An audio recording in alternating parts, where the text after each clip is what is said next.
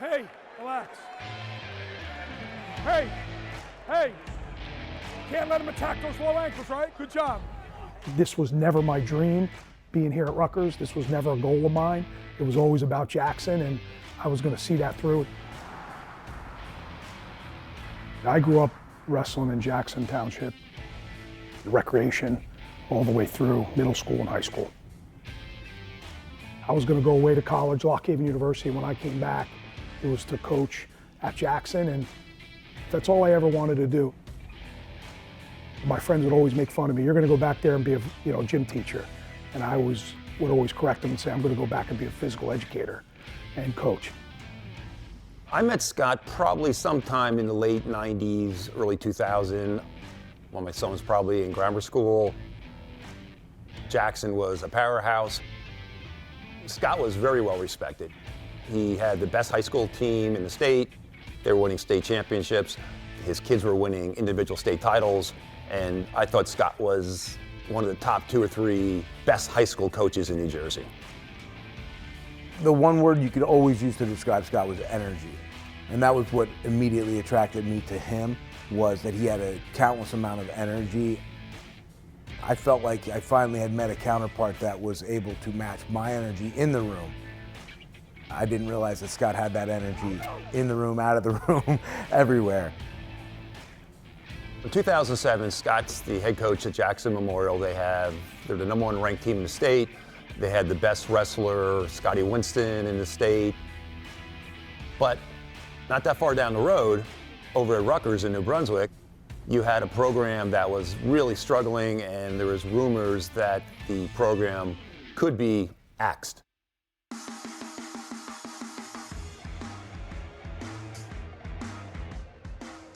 The wrestling culture in the state of New Jersey is very fanatical. It's a cult following. We always kind of scratched our head, and when I say we, I think all the New Jersey residents always wondering why Rutgers University wasn't able to have that type of representation at the collegiate level. In the 90s, my cousin was the #1 overall recruit in high school, and Rutgers never recruited him. A few years later, Rutgers didn't recruit me as well. So that made me feel like Rutgers wasn't trying to get the best kids, therefore they weren't going to be the best. I think Rutgers struggled to keep the best kids home. Very simple, based on what they were given from the administration at the time.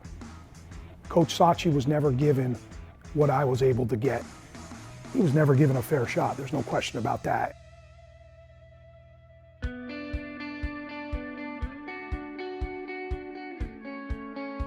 I was friendly with Bob Mulcahy. I've met him over the years. He became the athletic director at Rutgers somewhere in the late 90s. And I mentioned to Bob that you have a chance to really have sport that could be a top 10 type of sport with little effort. And it's not going to cost you a lot of money. It's going to need just a little bit of a philosophical change in attitudes.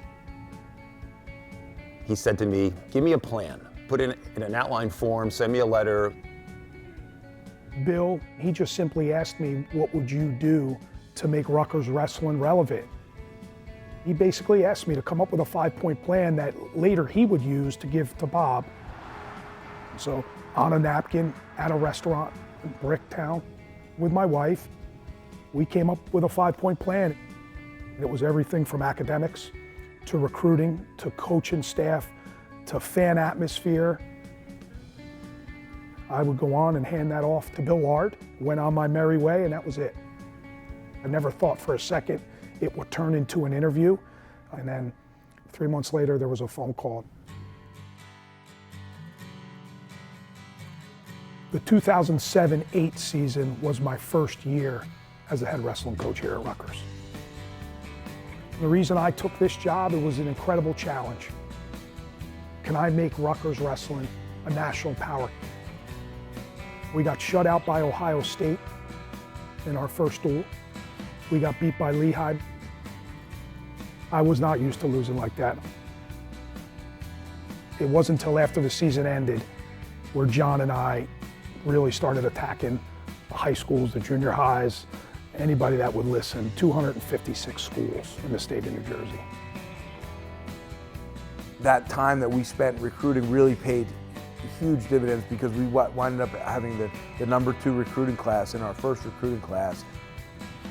Scotty Winston, Danny Rinaldi, Matty Fusco, Joey Langle, I mean, Nick Mendito, Zach Cools. I mean, we had like 18 kids maybe coming in that first class.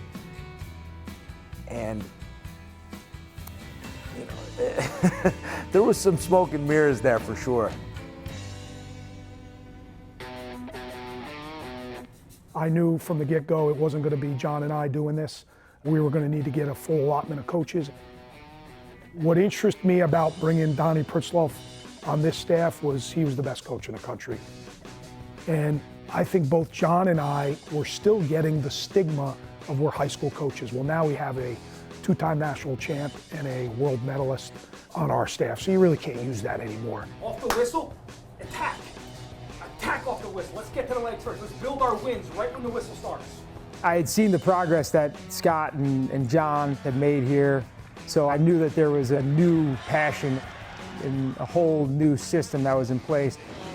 What a tremendous job Scott has done building up the Rutgers program since entering the Big Ten.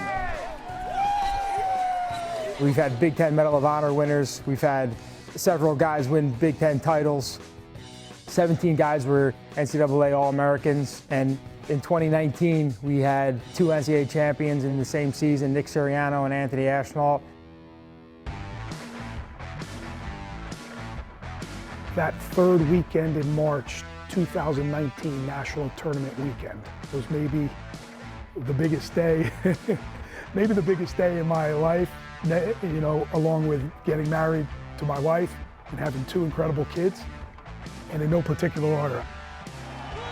And the Scarlet Knights did not have a national champion before tonight, and it's RU ×2.